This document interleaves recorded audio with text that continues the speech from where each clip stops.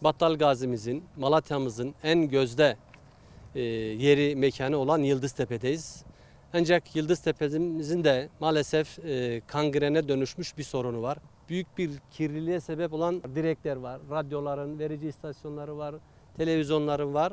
Bir düzen içerisinde değil, hem bir görsel kirlilik hem de bu bölgede yapılacak park, rekreasyon alanı gibi çalışmaların önündeki ciddi bir engel.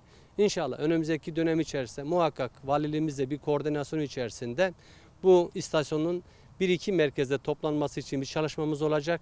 Yıldıztepe'yi vatandaşımıza açacağız. Yıldıztepe burada yapılacak bir çalışmayla 360 derece bütün her tarafı görebilecek bir konum. Hem şehri görebiliyor, hem Beydağ'ını görebiliyor, hem Karakaya Barajı'nı görebiliyor, hem Orduzu Göleti'ni görebiliyor. Bu taraftan ta Kubbe Dağı'na kadar bir görsellik sağlıyor bu Yıldıztepe.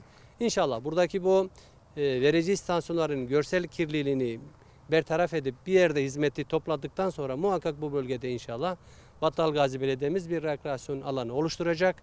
Vatandaşlarımızın hem bir seyir terası keyfi yaşatacağız hem de piknik alanı, daha değişik gezinti alanı inşallah Battal Gazi'mize kazandırmış olacağız.